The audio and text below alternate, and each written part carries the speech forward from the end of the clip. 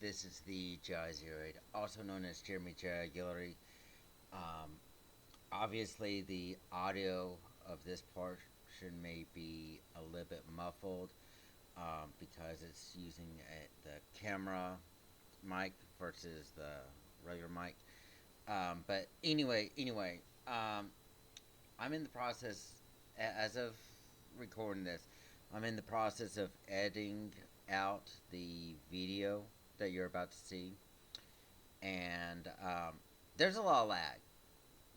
I'm not gonna lie. There's a lot of freaking lag on this video, and when I say lag, I mean a lot of video lag.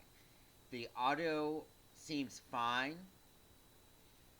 from what I can tell.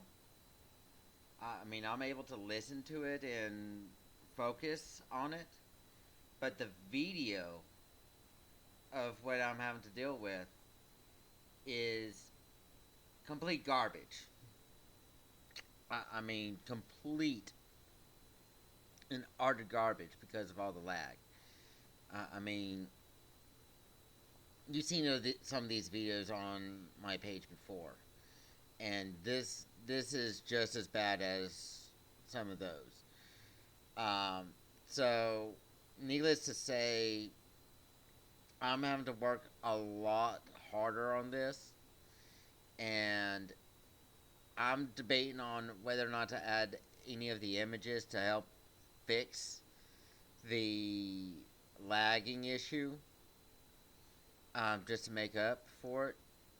And w- when you see how long this is, down here, down here, when you see how long it is, I don't even know if I'm gonna have the time or the effort to actually edit this in full, because of how badly quality the frames per second is on this. And it's not really anyone's fault except for the internet connection at the time that we recorded this video. Um, because when I watched the video and everything, it at the time of the recording, everything was going smoothly. But the recording quality for the equipment or the software that I'm using lagged out. So it's not my fault and it's not Bobby's fault. It's probably barely the internet's fault on it. But don't judge this by the quality of the video. Judge it by what we're talking about. So, um, anyway, enjoy the video, enjoy the thing, and let's talk about the bad guy, the immortal Razor Ramon.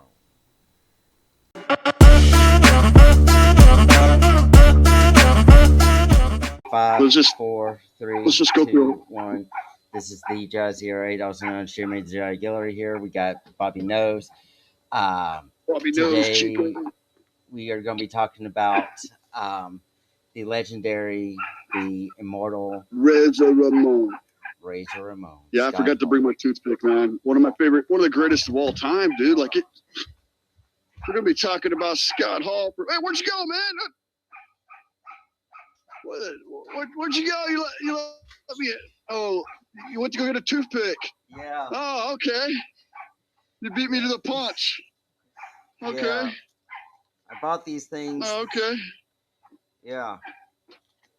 Can't do Scott Hall without the toothpick. You could have fixed, brushed your hair back a little bit, Yeah. So. One thing about Scott Hall is he always had good entrance music. Yes. Every time, even in TNA. He had good music in TNA. He had good music in WWF and WCW. Yes. Or WWE, WWF, same thing. Yeah. Was this? Scott He started Hall. off, I think, in NWA he was an indie wrestler at one time, and he worked his way up. Big matches. Of course, he was 6'8", 6'7", so he had the look great. One of the best workers in the ring. I mean, dude, this guy had everything. Awesome signature move. The Razor's Edge, or I call it the Outsider's Edge, but the Razor's Edge. Devastating move. Awesome move. The guy was born to be a pro wrestler, man. He had the whole 9 yards. Definitely, he's probably one of the top 3 heels of all time. Triple H, Ric Flair, Razor Ramon. Truly the bad guy. He was. Why he never got a title run in either WWF or WCW, not that he needed one. I mean, they could have, I think Super Brawl 2000 would have been perfect if he'd have won the belt there. But I heard what happened in WCW was he was dating somebody in the high-ups' niece, and it cost him some opportunities in WCW, like winning the world title. That's what I heard. But I'll let you start. Let's go to the beginning. What do you want to know about Razor Ramon? So Razor Ramon, Scott Hall, debuted in October 2nd, 1984, for the NWA Florida territory. And he soon began a feud with Dusty Rhodes. Oh, yeah. And then he trained under Mike Spivey and Dusty Rhodes, actually. And also under Mike Rotunda and Barry Windham. And then he went on down to the American Wrestling Association, where he wrestled as Magnum Scott Hall and later Big Scott Hall. He had that big Magnum PI mustache during that time. It was called the Diamond Stud for a while. Yes. So the Diamond Studs is what originated with the toothpick. Actually, the story I think Paige had the toothpick first. I think Paige had it first. And Diamond Dallas Page were at a Waffle House one day, and they got some toothpicks, and they said, "No, maybe what we should do is just throw the toothpicks out onto the camera." And Page would later on say that when he debuted the toothpick, he was supposed to have his, and it fell out of his mouth. And Razor Ramon didn't even notice it, and he went ahead and did the toothpick thing, and the rest was history at that point. So yeah, that was when he was in WCW the first time, and he teamed with Diamond Dallas Page. I don't think does he have his own brand of toothpicks? Could you imagine the merchandise? If him on a cover of toothpicks, because every time I see a toothpick, that's the first thing that comes to my mind is Scott Hall. You could make a killing if they were called Razor Ramon toothpicks. Yeah.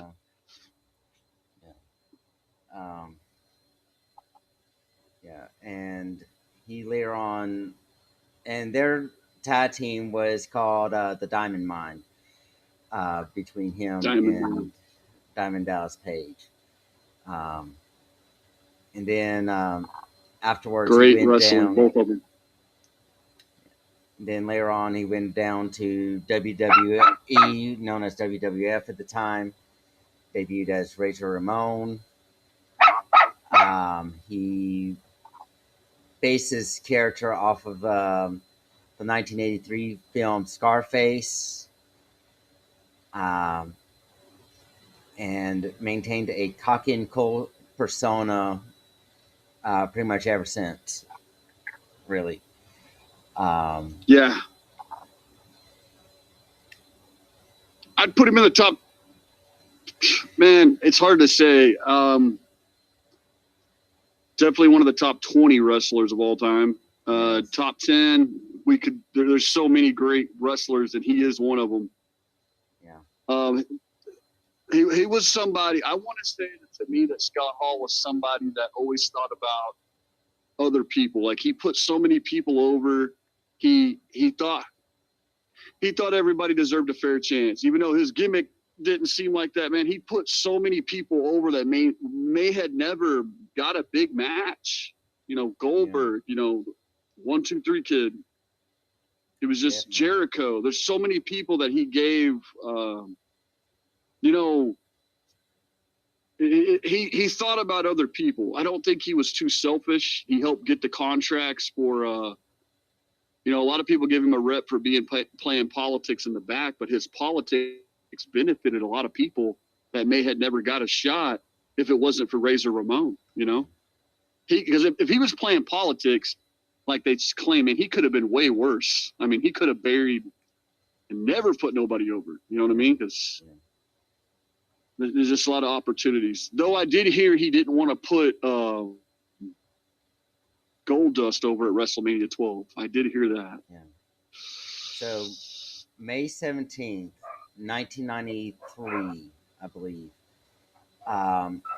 he wrestled against the Kid, also known as Sean Waltman, X-Pac.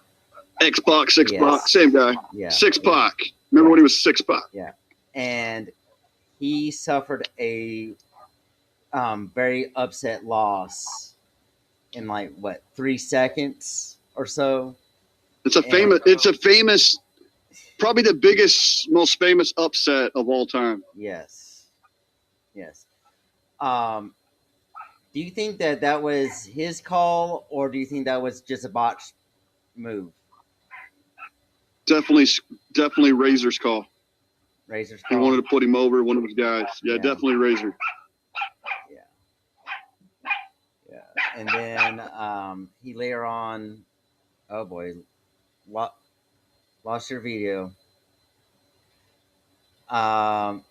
Later on, he went down to become the Intercontinental Champion, and I believe that's when him and Shawn Michaels had that ladder match, and they played it off as famous ladder match. Yes, famous ladder match at WrestleMania. Was it that ladder match or the one at SummerSlam where they had 2 Intercontinental Champions? Him and Shawn That was Michaels. the one at Mania. One at Mania? That was the one at Mania because Razor won that one. Remember, he had the 2 belts on top of the ladder? Yes. And then they later on faced each other again at SummerSlam, and I believe Shawn Michaels won that match. And he also feuded with Diesel, also known as Kevin Nash at the time. SummerSlam 94. Yes. Then he had a team called the Bad Guys, consisting of him, 1, 2, 3 Kid, Davey Boy Smith, and the Head Shrinkers. You know, that's the first I've ever heard of that, to be honest with you. I've never heard that before. Team the Bad Guys? Yeah, that was new on me, man. Yeah, that was a very short tag team between him and Sean Waltman there.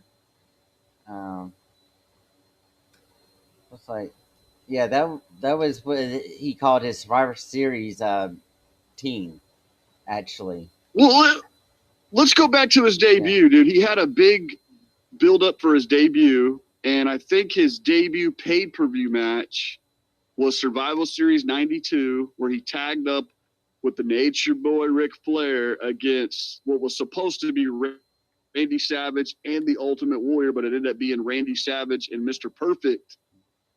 And that was Razor Ramon's first big pay-per-view. And then 2 months later, he's versing Brett for the WWE WWF title at the Royal Rumble 93. Yeah. And then he kind of goes down to the mid card a little bit after that, and then WrestleMania, 10, he gets the ladder match. I didn't go through his whole career, Yeah. From what I remember, True. Yeah. True. He's just none of his matches were boring. One of the greatest attractions of pro wrestling. One of my favorites of all time. I miss when he was on. You notice when he left WCW all those times is when the ratings started going down. I mean, I'm not saying he's the major reason for the ratings being up, but it seems like when he wasn't there, you just felt like the show wasn't complete and it wasn't as good a show. He definitely made the brand better, and he was just a major part of the show, a major attraction. And when he came back to WWF in 2002, he was the main event every night on Raw almost. And him and Austin had a feud, and it just seems like wrestling's not been as cool since the bad guy left. That's just my opinion. Yeah. Yeah, that is true. He was the epitome of cool there with that. Yes, he was the cool. It hasn't been as good, not my kind of wrestling since he left. A couple of spots are good, but not as good. Then we go on to the curtain call with the Click, where he says his final goodbye with Shawn Michaels, Triple H. Triple H gets the brunt of the trouble for that, and then he shows up. I don't want to. Not to cut you off. I'm sorry. I don't want to be a party pooper, and this is just my opinion. Maybe Bobby could take his opinion and shove it up his own, but I think they made such a bigger deal out of that, dude. Yeah. At the time, nobody. They did it. They did it when the show went off the air. I think they wanted to make a story out of it. I just don't think it was that. They made it. It's almost like what I'm saying is, do you really think they got that mad in the back that they did that? I mean, people do that in the indies all the time. They didn't. At first, they did not get mad about the curtain call incident, all the way up until someone in the crowd post revealed that they had a camera, and they were. Yeah, I could see them getting pissed off. Yeah. That's why they got pissed off and things. I wish Razor would have wrestled at WrestleMania 12. He was in the company. That would have been a better goodbye than a Madison Square Garden house show if he left at Mania. And he would have wrestled, either Undertaker or the Ultimate Warrior. He was supposed to wrestle Goldust, and Roddy Piper took his spot. But I really wish Razor Ramon, and I want to mention Razor Ramon and Bam Bam Bigelow had some good matches in the WWE, and Jeff Jarrett with Scott Hall. Yeah. And when he was Razor Ramon. Yeah. Doesn't really go into much detail as to why he did not. He got suspended for drug use. That's the reason why. Well, I heard they wanted him to put over Goldust at Mania before he left, and he refused. Yeah. So Piper, and then Piper, of course, didn't put him over either. Yeah. Yeah. But they were big man really wanted to build the Goldust character. Yeah. So.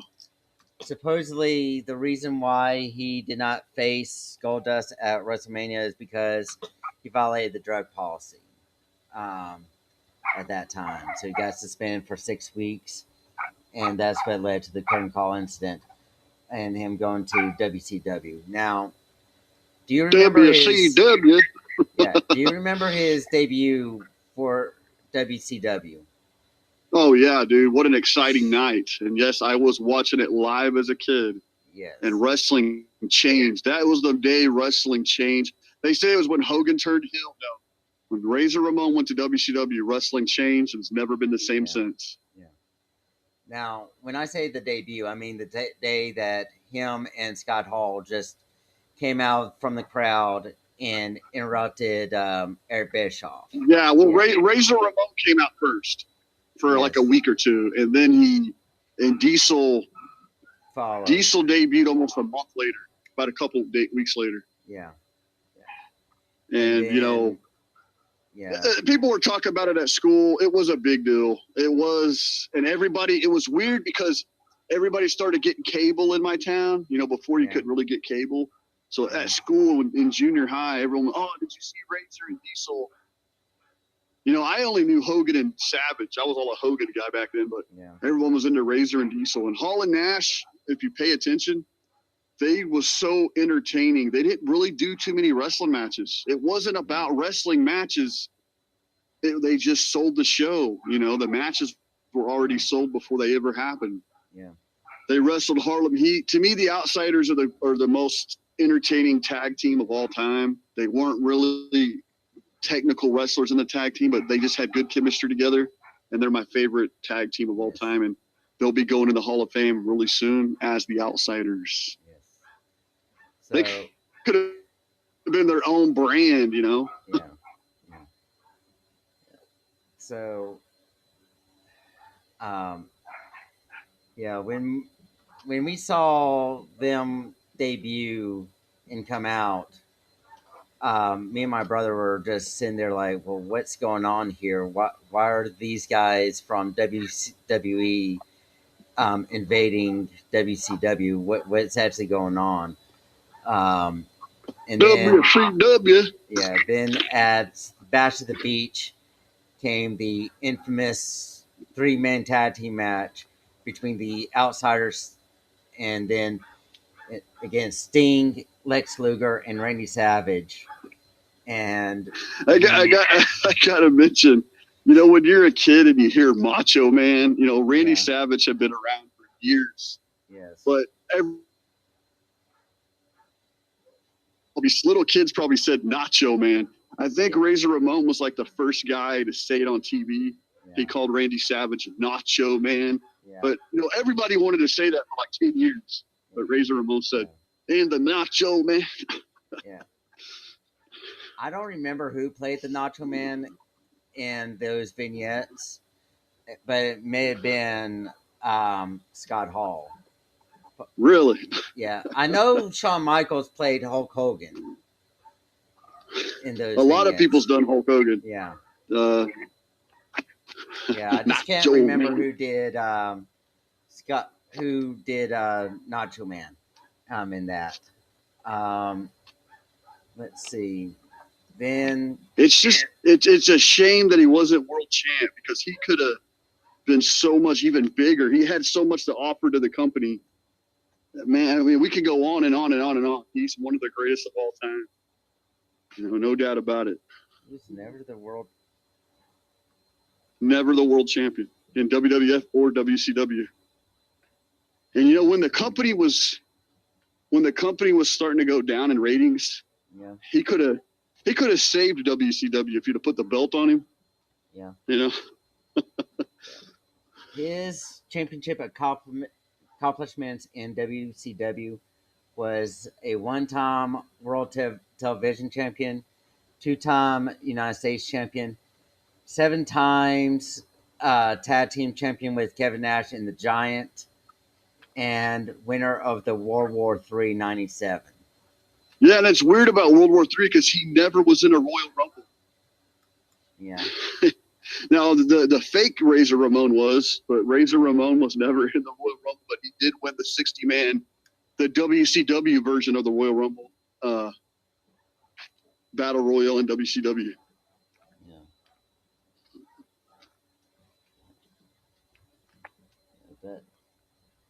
And if I'm not mistaken, the World War III Rumble match is a 60-man. Yes, and had 3 rings. Yeah. And had 3 rings. That's crazy. I want to mention that Scott Hall was also one of the best sellers in the business.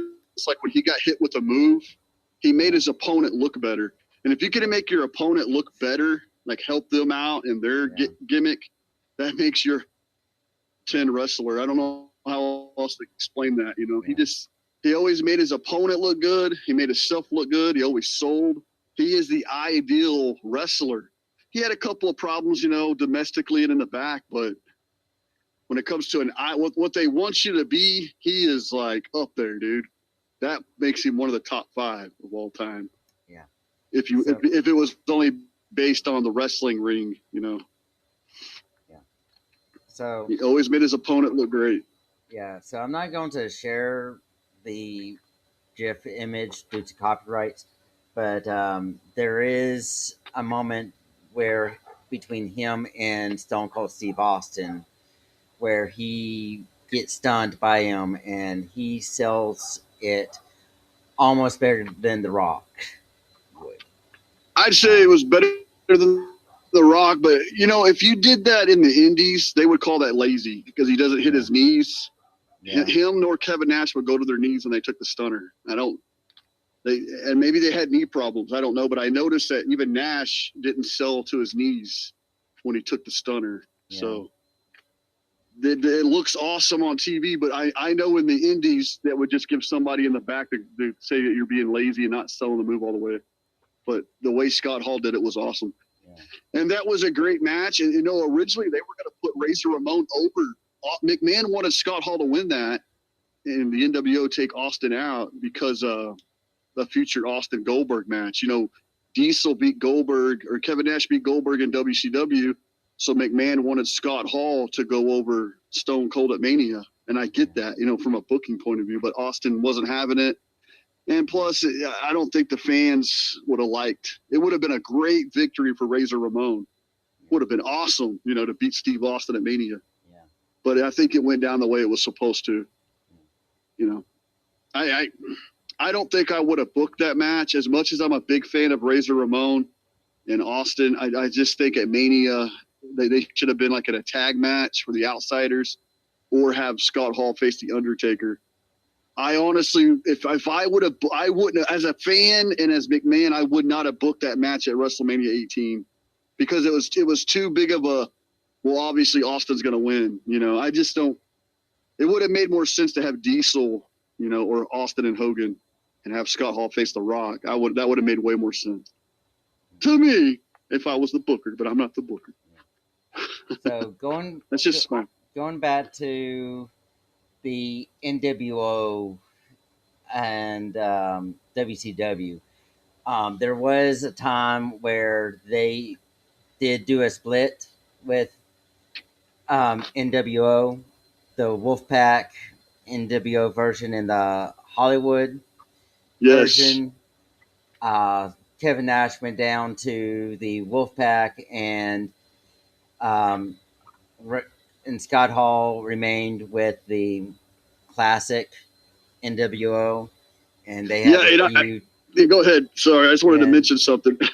they had a very well-known feud there and several good matches there. What were you going to say about that? Well, I wanted to say that when Scott Hall teamed back up with Nash after that feud, the crowd went crazy.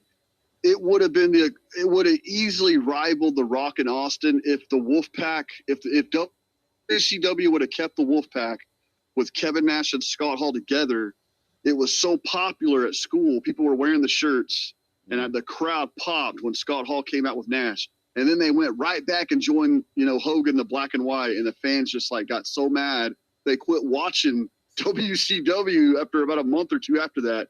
I'm just saying that whatever went on in the back, they missed out on a bigger, even Scott Hall could have been even bigger if he would have stayed in the Wolfpack.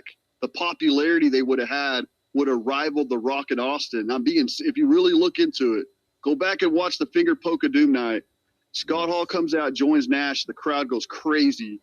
And 5 minutes later, WCW throws it down the drain with the Finger Poke of Doom, which I like the Finger Poke of Doom, but there were so many people behind the Wolfpack. The Wolfpack was very popular. Yeah. I also wanted to mention that during that Scott Hall-Kevin Nash match at Halloween Havoc 98, Yokozuna, Nash claims on a podcast that they were going to have Yokozuna make a one-day night and interfere in the match on behalf of Scott Hall. Be like, for only one night. That was the plan for that match, was to have Yokozuna interfere. Yokozuna never went to WCW, but they wanted him. They were in talks to bring him in to interfere in that match, and you can look this up. I remember that being 99, but apparently it was Halloween Havoc 98. And yeah, I also want to mention, as far as I know, they only wrestled one time in WCW. They were scheduled for World War III. The match didn't happen. And when Scott Hall turned on Kevin Nash twice, by the way, that's two of the most exciting moments in WCW. Slamboree, it was awesome. Dusty Rhodes joined, and they turned on Nash. So many great moments of Scott Hall and Kevin Nash. But yeah, go ahead. Oh, and I wanted to say that Scott Hall invented the Crow Sting gimmick. He's the reason Sting turned to the Crow gimmick. It was Scott Hall's idea. And Scott Hall, if you notice at WrestleMania 31, gave the bat to Sting because it was to pay. It was like a respect thing about the Crow thing. Instead of Hogan giving Sting the bat, it was Scott Hall at WrestleMania 31. So then we go on down to, of course, the finger poke of doom. We've talked about that previously. That led to the fall of WCW. Pretty much. He pretty much stayed with WCW all the way up till 2000, 2001, something like that. Yeah, and then Super Brawl 99, where Razor Ramon faced Piper, actually was a great selling pay-per-view for WCW. That usually doesn't sell. WCW usually didn't sell good pay-per-views because they gave their matches away for free on TV. But for some reason, Super Brawl 99, which was 2 months after the Finger Poke of Doom, was their third highest WCW selling pay-per-view. And on that night, Scott Hall defeated Roddy Piper for the U.S. title, and Big Papa Pump joined the NWO. But after that, no, that wasn't Big Papa Pump's night, but it was Razor Ramon versus Piper. Yeah. And then Scott Hall disappeared from WCW for almost a year after that, and the ratings plummet. Yeah. We'll talk more into detail about that in a little bit. In 2000, Scott Hall feuded with the World Heavyweight Champion Sid Vicious and Jeff Jarrett over the world title, and he was pinned by Sid in a three-way at Super Bowl 2000, which would be his last match in the company. His last appearance. Yes. He never appeared for the company again for 2 years. We didn't see him for 2 years. I think he went to ECW. He did like 3 matches there. Yeah, he went to ECW in 2000 and was mostly in house. All right, so so he was in ECW for about a year or so, mostly in house shows, from what I've seen. And you said that he left the company because WCW because of an affair with a Booker's niece. Yeah, it was his actual girlfriend, and they broke up. And I guess he broke her heart. Scott Hall broke her heart, is what I'm understanding, and it offended the Brett Siegel, and that's why Scott Hall had to leave the company. That's what I was told. They said it was a drug test, but it was really because. But what I really heard, what I remember, and this is not to talk down Scott Hall. He was involved in a investigation with what was his name? Lou? Was it Lou Anderson? Or it was a wrestler that passed away a year or two before that, and he had to go deal with that case. But like I said, that's rumors on the internet. But I was told on a podcast by Scott Hall that he was dating Brett Siegel, or Honky Tonk. It was Honky Tonk Man. Somebody said he was dating Brett Siegel's niece, and that's why he had to leave the company. Yeah.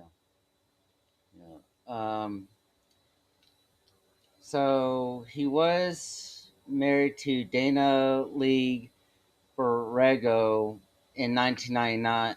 In 1990, they divorced in 98 due to Scott Hall's drug use. They remarried in 99 and divorced again in 2001. So I'm not really seeing much on that story there. Yeah, I would have looked into it. He was supposedly dating Brett Siegel's niece. Yeah. So, yeah. In WCW. Yeah, that would have been a good reason for them to divorce too. Yeah. So then he goes on to ECW and New Japan Wrestling for a little while. Then WWE buys WCW, and he returns to WWE. No way out. Yeah, and um, he reforms the NWO there. They do their own thing. They then do the, of course, the WrestleMania matches with him and Stone Cold Steve Austin, Hulk Hogan versus The Rock. He had an incident. He had an incident on a plane coming back from England. It's a I think it's a famous plane ride. That's why he got fired for WWE. We're about to get to that. We're about to get to that. Sorry, my bad. Yeah. And he was drafted to the Raw brand with the rest of the NWO during the draft lottery. He faced Bradshaw at Backlash and won with the help of X-Pac. And then of course, on May 5th, 2002, came the plane ride from hell. So y'all can look at what all happened with him in our plane ride from hell episode. It was very, very intense. And he was, according to Vince McMahon called him a cancer in the locker room because of his drug use. He told him that he was not to go get drunk, not to do drugs, and he was just very passed out during that flight, and that when they landed, everyone thought he was dead, and he was just passed out due to a lot of alcohol that he took and drugs during that time, and yeah, they said that was his last straw, and he was released, and he never competed in the company since then. And then he went to sporadic appearances with TNA, including their debut. Yeah, including the debut match. He was in a stretcher match with Jeff Jarrett in their thing. Then he had matches as the Razor Ramon and the World Wrestling Council. Then he returned to TNA in 2010. Didn't know that. And he aligned with a team called The Brand, which I think was a knockoff of the NWO. Because the band, not the brand, the band. Yeah, the band. I want to mention that I luckily got to see Scott Hall in person. They came to Shawnee, Oklahoma. He didn't perform as a wrestler, but he escorted Big Papa Pump and X-Pac to a tag match, and it was for Imperial Wrestling. Yeah. And I want to say 2006, 13, 12. It was, I got to look what year it was, but I seen him. He didn't wrestle, which was, I didn't get to see him wrestle, but he escorted Big Papa Pump and Sean Waltman, and they came out with the NWO music, which was it was awesome to see that. So that was for Imperial Revolution Wrestling, yeah. Shawnee, Oklahoma. So on June 14th, 2010, Scott Hall wrestled his final match.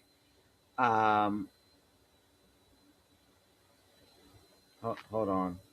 Actually, it was on May. Looks like it was Sacrifice. On May 16th. Yeah, at Sacrifice, he wrestled his final match, which was a tag team match between him and Kevin Nash against Jesse Neal and Shannon Moore. On Yes. June 14th, he made his final appearance as a in-ring competitor, and they were stripped from his tag team championship due to legal issues that he had at the time. And You'll notice in Sacrifice, Kevin Nash, probably for tough love reasons, he's upset at Scott Hall. Yeah. You could tell Scott Hall's already been let go from the company, and they're having that last match of Kevin Nash is walking out with Razor Ramon, and you could just see the look on Kevin Nash's face that he's mad at his buddy because he keeps getting in trouble. It's one of those situations where, hey, I'm your friend, man. You got to get your stuff together. You know what I mean? And Scott Hall just kept getting in trouble. You could just see the look on Nash's face when he's coming out of Sacrifice, and he looks at Scott Hall just ruined, another great, if it's Scott Hall's fault, another great moment in wrestling. I want to mention on Hogan's debut night in TNA, which was really cool. At the end of the night, Hogan told Scott Hall and Kevin Nash and X-Pac that it's not going to be like the good old days, that he's not joining the NWO and all that. But at the end of the night, Mick Foley is like in an office, and Scott Hall like attacks him with a chain. It shows Razor Ramon beating up Mick Foley and X-Pac like the NWO days, and then Hogan comes out, and he's in there checking, and he shakes his head like he's glad that Scott Hall and X-Pac are beating up Mick Foley. And to this day, that is the highest rating TNA Impact of all time. Not even an AEW show has had that many ratings. That was in 2010 on Hogan's debut, and that was how the night went off the air, was Scott Hall beating up Mick Foley and Hogan coming in there and, being satisfied with what Scott Hall did. Great wrestling moment for me. Yeah. So, yes, on March 24th, 2014, Razor Ramon Scott Hall was announced as the final inductee of that year's WWE Hall of Fame, which was held the night before WrestleMania 30. And if I'm not mistaken, he headlined the WWE Hall of Fame that year. No. He was kind of, I think, in a way, he was upset that he wasn't the headliner, but because he had respect for the Ultimate Warrior, they had been trying to get the they had been trying to get the Ultimate Warrior to come in there earlier. WrestleMania 30 should have been Scott Hall's night, as the headliner because of the ladder match at WrestleMania 10. That was the whole plan 20 years later. Yeah. But in order for Scott Hall to stand out, he wore a white suit, to look different than everybody else. But he had respect for the Ultimate Warrior, and the Ultimate Warrior headlined that night, but it was supposed to be Razor Ramon, just like Diesel headlined the next year. I think there's a lot of people that were upset that the Warrior headlined over Razor Ramon, but Warrior was when Scott Hall got into WWF, Warrior was his opponent most of the time, and really helped Scott Hall get to that next level. As far as being in the main business. Yeah, you're right. You're right on that. Ultimate Warrior was the headliner of that. Yes. But Scott Hall's closing statement really rung out throughout that Hall of Fame. That pretty much stole the Hall of Fame show, which was... Well, except the Warrior passed away 2 days later. Yeah. But I'm talking about the speech of the night. Yeah, the speech is a famous Hall of Fame speech. Yes. So he closed it out with saying, I'm probably going to butcher this quote here. Good times last. Hold on. Bad times don't last, bad guys do. Yeah. Let me... No, that's not how it goes. Bad times don't last, but bad... Is it boys or guys? Bad times guys don't last, but bad... Hold on.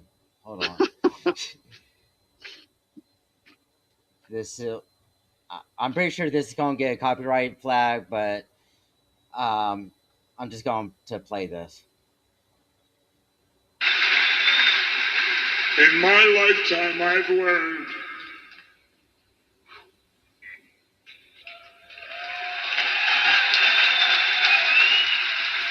hard work pays off. Dreams come true. I lost you. Oh no! Bad times don't nothing. last, but bad guys do. Yeah, I can't hear it. You didn't hear that? No. Okay. So he said, "Hard work pays off." Um, hold on. He just said it. Hard work pays off. Hard work pays off. Dreams come true. Good times don't last. No, bad bad times times don't last, but bad guys do. Yes. So I hated it when he came out with gray hair. I was Yeah. like, dude, dye your hair. What are you doing? I wanted his hair to stay black. Yeah. So I don't like that when wrestlers, you're a superstar, dude. Don't let your hair go gray. Come on, man. Yeah. I hate it when Bret Hart did that too. I hate it when they let their hair go gray. Yeah. But it does show that he was retired and that his age was showing up there. He did make an appearance for the WrestleMania 31 as the NWO. And Hogan's birthday celebration. Yeah. And the 1000th Raw. He was on I think the 1000th Raw or the 30th anniversary of Raw or something like that. He came out to the Chico. Yeah. To the Scott Hall Razor Ramon gimmick. Last time he showed Razor Ramon. And they kind of cut it short, kind of like they did the Goldberg retirement match. The camera kept ripping him off, but he came out in New York, to Razor Ramon. Yeah. He showed up backstage at WrestleMania 32, celebrating with with Zack Ryder after winning his Intercontinental Championship. So yeah. Then, just for laughs, he wrestled a final match against Chuck Taylor for the DDT Ironman Heavyweight Championship in Des Moines, Iowa. Then on the 25th year anniversary of Monday Night Raw, he came out as Razor Ramon. Returned. He was on the first Raw. I think he was the first match on Raw. Yeah. I think he was the very first match on Raw. He was on one of the matches. He may have been, actually. Yeah, I think it was the first match on Raw. And that was with the segment with Razor Ramon and D-Generation X and the Balor Club and the Revival. And he made sporadic reunion appearances all the way up until his passing. Very sad. Him and Paige had a yoga time. He got back with Paige and Paige yoga, DDP yoga, and was doing good, turning his life around, got off the alcohol, but he ended up having a heart attack. He suffered like 8 heart attacks and passed away, sadly. And will be very missed in pro wrestling, and I don't know if it'll ever be the same. He's just one of those wrestlers that he made pro wrestling so much better than what it is, He just made it better, Yeah. And in 2021, he finally got the Hall of Fame headline with the New World Order, NWO. Yeah, but COVID happened. Do you think COVID had a lot to do with why he passed away? You think maybe COVID? No. The COVID stuff was going on? No, it wasn't, actually.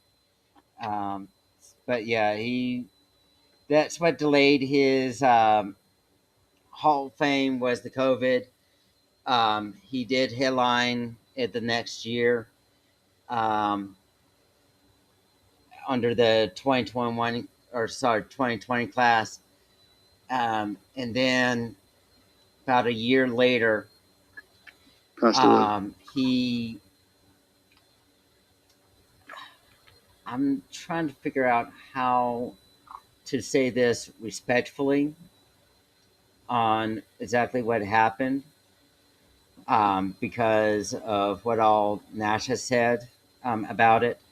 But supposedly he was at home trying to make some Kool Aid, and he had gotten some ice cubes out of the freezer, or using the ice machine in the freezer, and one of the ice cubes just came out and hit the floor.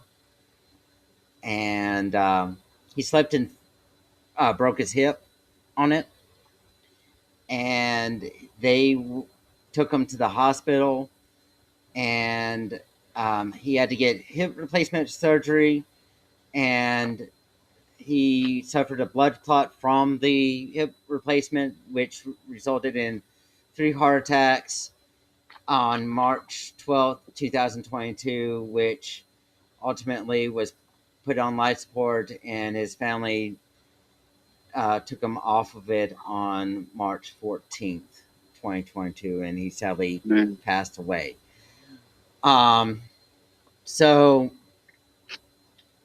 as unbelievably um, iconic of a wrestler he was, and how much influence he was overall,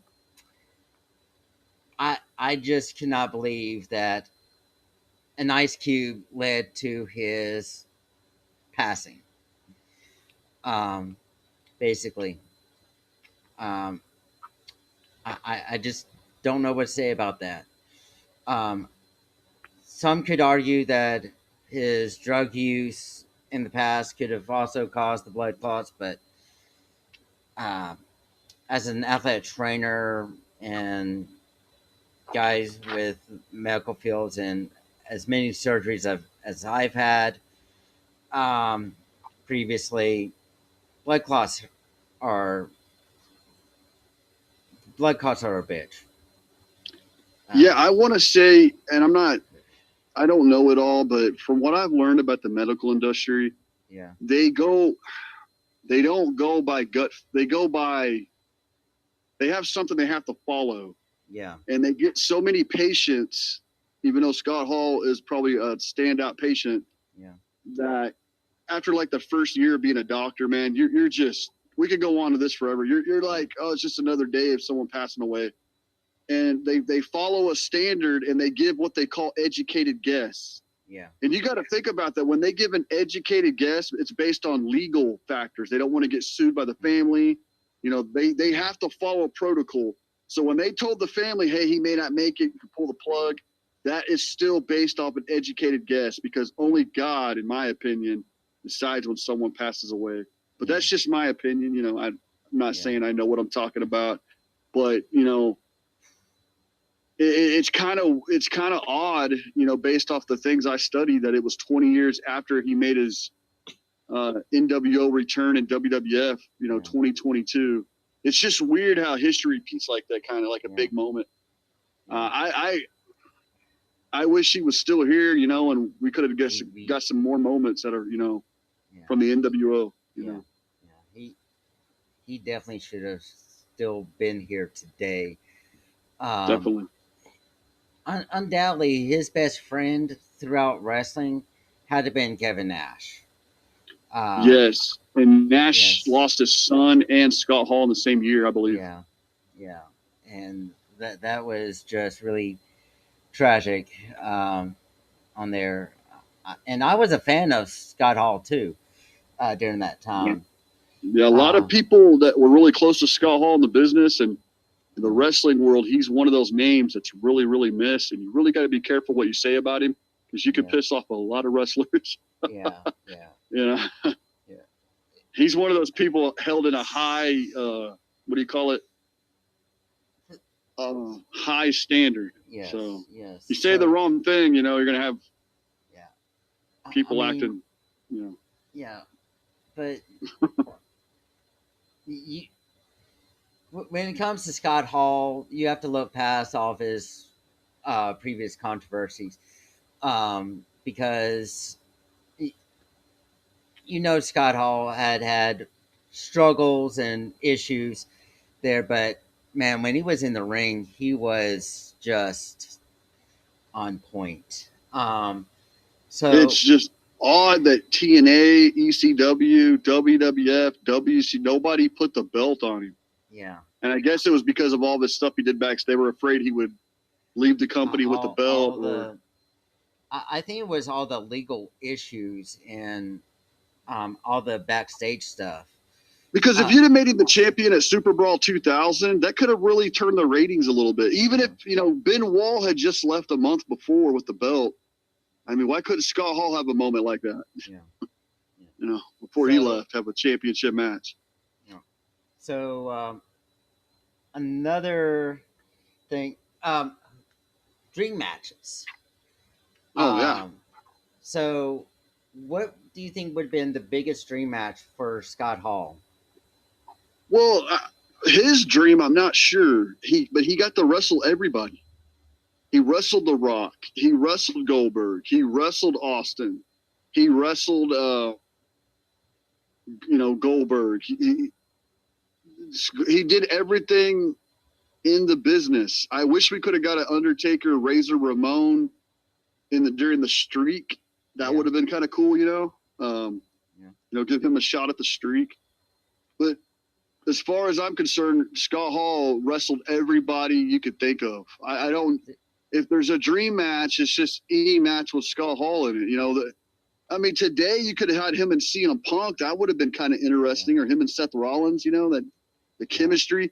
Randy Orton kind of does things that reminds me of Razor Ramon a lot. Like I see the Razor Ramon influences on people like Randy Orton, Seth Rollins, not, kind of CM Punk. Randy Orton kind of is the wrestler that reminds me of Razor Ramon the most. They kind of got that heel chemistry there going. Yeah. Some heavily voted dream matches for Scott Hall would be Roman Reigns, Drew McIntyre, Randy Savage. Oh, him and Savage didn't wrestle? I could have sworn that him and Savage should have wrestled at least once. Yeah, they wrestled in a tag matches for sure, but one-on-one, I don't know if they did or not. I got to look into that. I'm pretty sure that him and Ultimate Warrior face each other at least on house shows, but I don't know if they had it televised. I got to look into it. Yeah. What about him and Hollywood Hogan? Did him and Hogan? They had a match on Nitro that could have been a big pay-per-view, but they wrestled on Nitro. It was when Razor Ramon, or it was when Scott Hall, for 1 second, gave Kevin Nash the sweet sign, like they were going to get back together, and then he turned right back on Nash. Yeah. But he wrestled Hogan the week after Hogan lost the belt to Goldberg. It was the night after Bash of the Beach, 98. Okay. And some other what-if matches have been him and Rob Van Dam, RVD. Oh, yeah, that would have been awesome. Yeah, Rob Van Dam and Scott Hall would have been great. Or matches against Vader and Bam Bam Bigelow. Him and Big. They've wrestled. I don't know if he wrestled Vader. I probably in WCW way back in the day. I don't know if him and Vader wrestled, but he did wrestle Bam Bam a lot. Yeah. They were supposed to wrestle at Starrcade 98, and they're actually on the cover, but the match didn't happen. Yeah. Yeah. But, yeah, him and Undertaker, even though they probably faced each other, that would have been a good match. Him and The Rock. They wrestled on a house show. Yeah. Him and The Rock probably would have been. Him and The Rock wrestled a bunch on Raw and SmackDown, but they would have been a big. If The Rock wasn't going to wrestle Hogan at Mania, and it was going to be Austin, it probably would have been better to have Austin and Hogan and The Rock versus Scott Hall. Scott Hall and The Rock kind of got the same. They remind me of each other a lot, and I think Scott Hall influenced The Rock a lot in The Rock's gimmick. Yeah. Just kind of watch them, and they're built the same. They kind of got that smooth little moves they do. They're kind of the same kind of wrestlers. Yeah. They could. Oh, another dream match. This is a tag team match. But imagine a Survivor Series between D Generation X and the NWO. Oh yeah, definitely. HBK Yeah. and Triple H versus Hall and Nash, or the New Age Outlaws versus Hall and Nash. I'm talking about the TNA could have pulled entire. that off too. I'm talking about the.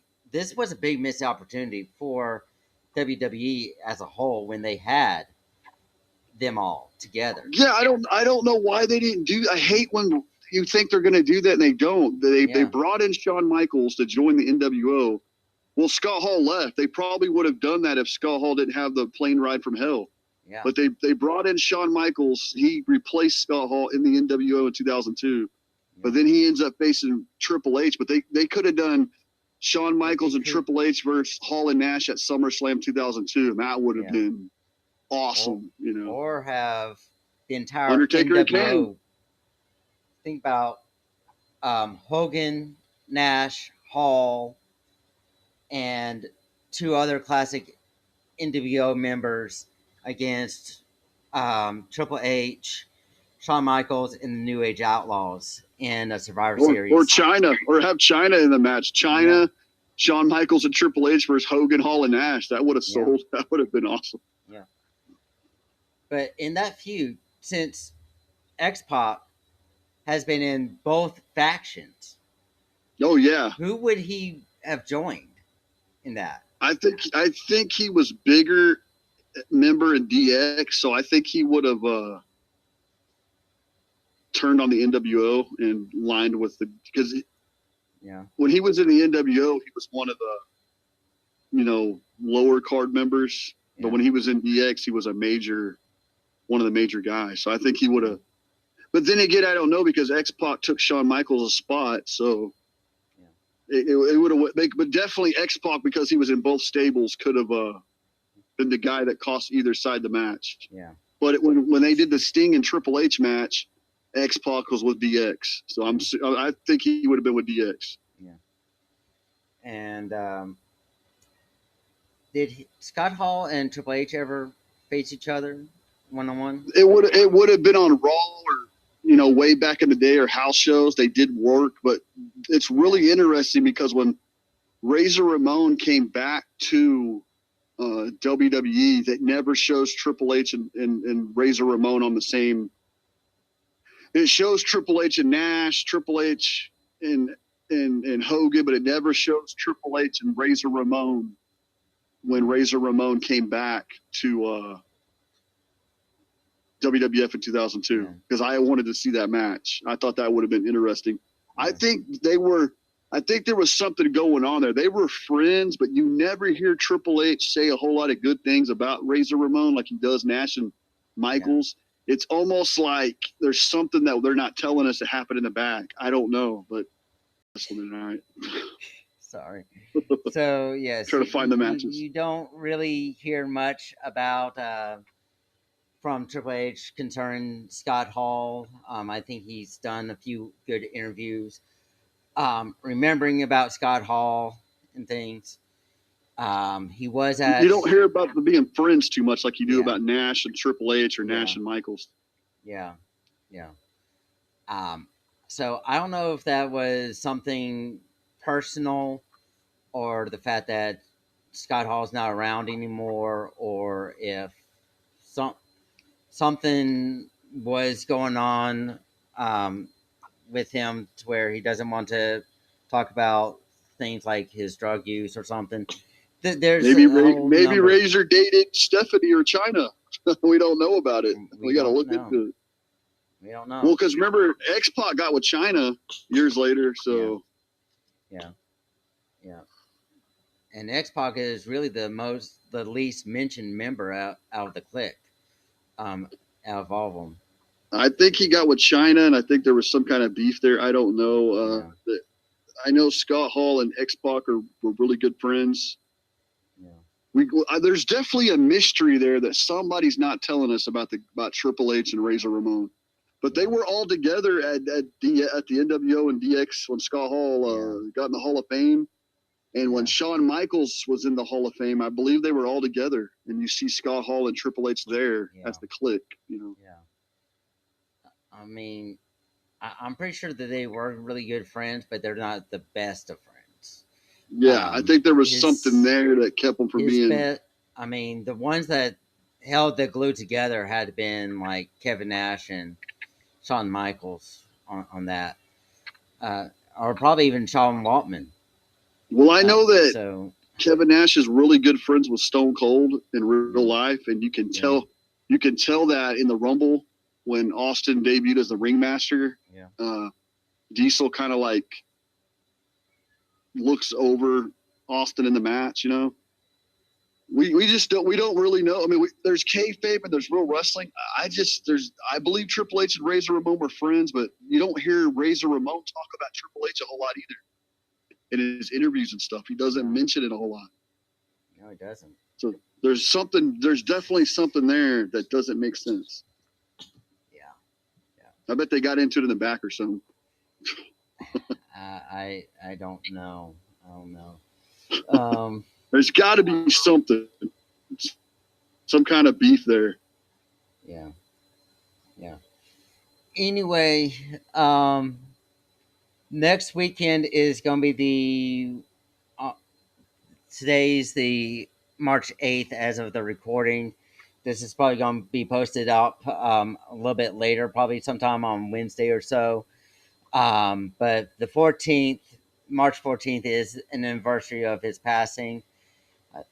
I was really hoping that we would do this. I want to mention today is the anniversary of TNA going one-on-one Monday night with the WWE. Yeah. Scott Hall, I believe, was on that show. Yeah, he was on the show when Hogan and Flair versus AJ Styles and Abyss, and they ran head on with Raw, March 8th, I believe. Yeah.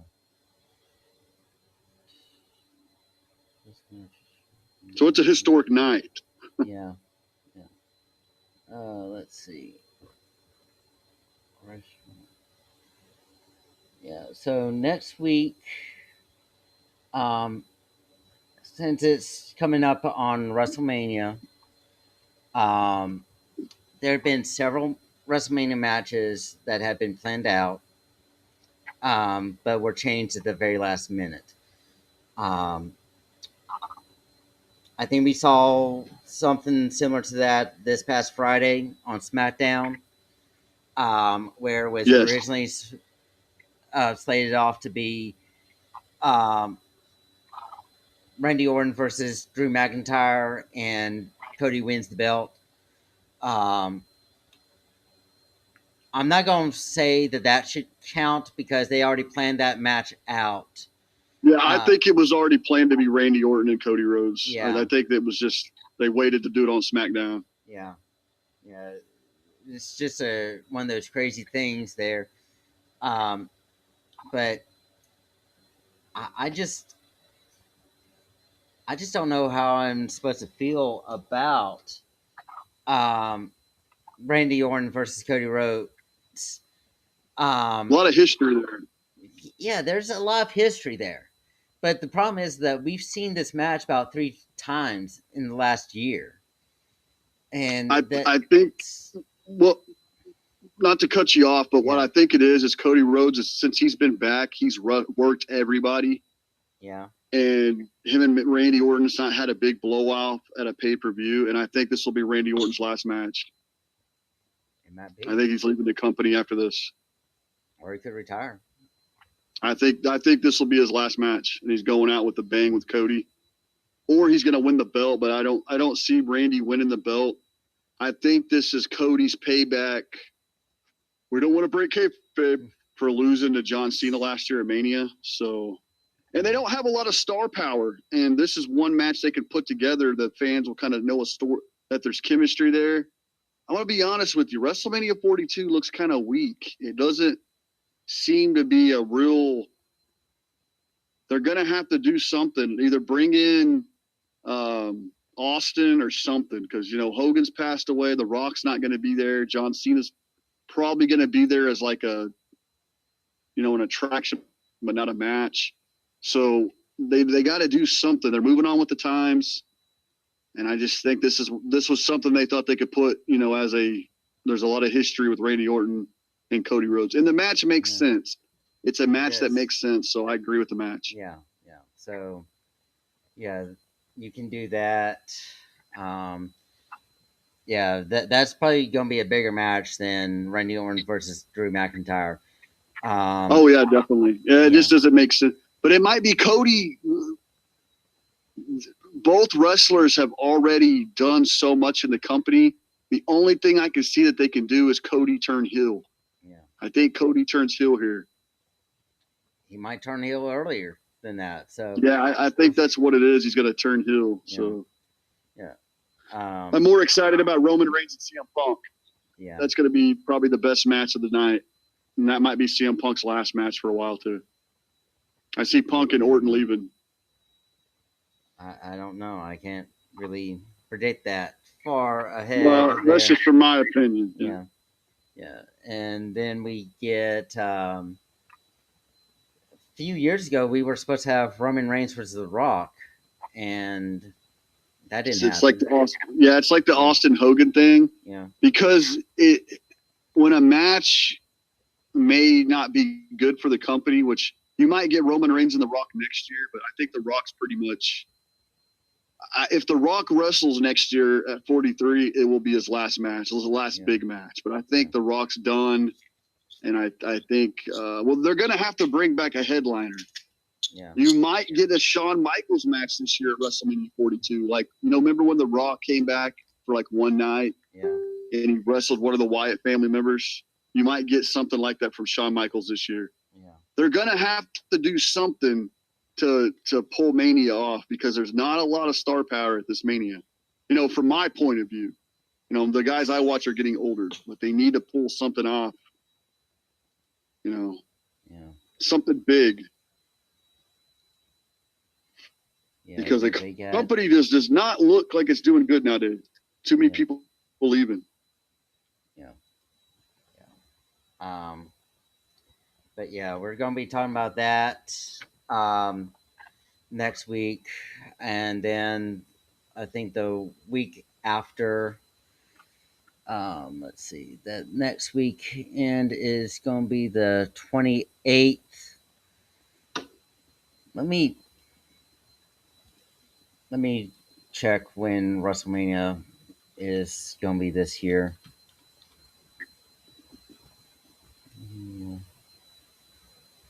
WrestleMania 42 is going to be on April 18th and 19th. So I might be there. I might be there. I might be going. Yeah. So the next week's the 28th. That's about 4 weeks from now. So yeah, we can probably do a part 2 on Wrestling Got Real. I want to mention. Sorry, yeah. We forgot to mention Cody Hall, Scott Hall's son in wrestling. Oh yes.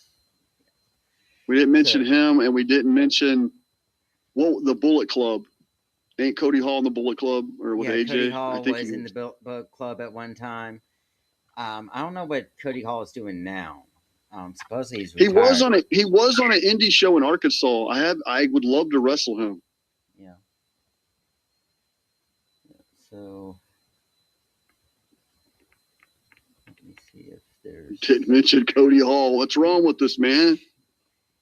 I don't know, but yeah, it says here that Cody Hall retired in 2020, and he debuted in. Man, he only wrestled for 8 years, but that's not. He should have gone out better than that.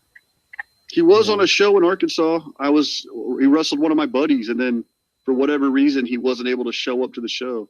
I've been asked by a promoter if I wanted to work him, but I've never met Cody Hall. If I have, then I didn't know it was him.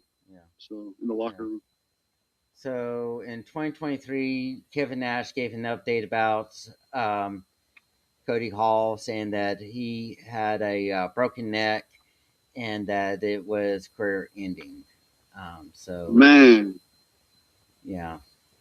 So that's kind of what happened there, and he's trying to get his life together to either rehab it, completely retire, or possibly make a comeback, because there's been several wrestlers recently that have made comebacks. like 10 years later. So be on the lookout in 2030 for him. Bobby knows, man. I want to wrestle Cody Hall. Yeah. Yeah. So there's that. Any final thoughts on Scott Hall? Survey says one more for the bad guy. Scott Hall always had these great catchphrases, you know. Hey yo, he'd always say, "Hey yo," you know. Hey, the yo. crowd would go crazy. Survey says he did that, and he had a lot of good Japan. I believe he was in Japan a lot. We didn't mention his Japanese matches. I believe he wrestled over there. There was an incident. He didn't show up to a show in TNA where Samoa Joe and Kevin Nash the next night on Impact, or the 2 days later, Samoa Joe said some very bad things about Scott Hall and end up getting slapped in the back by Kevin Nash. Yeah. If you've heard that on YouTube. Yeah. What about the Kings of Wrestling in TNA? Scott Hall, Kevin Nash, and Jeff Jarrett. True. True. Yeah. All right, man. Scott Hall, one of the greatest of all times. There's so much more to talk about Scott Hall, but that's all we got right now. Yeah, that's all we have right now. He was a legend. He was a Hall of Famer. There's not going to be another Scott Hall for the most part. No. So there was what about the fake Scott Hall? We didn't talk about him. Didn't he pass away too? Harvey Wilkman? The fake Razor.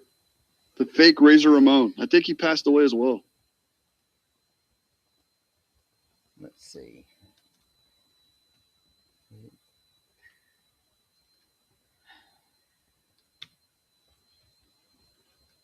Razor. Rick Bogner. Yeah, he passed away in 2019. Man, so Scott Hall outlived him. Yeah. Yeah, they're both gone, man. Yeah, they're both Maybe gone. somebody will bring back the Razor character like Cody Hall. Why not have Cody come out to Razor Ramon?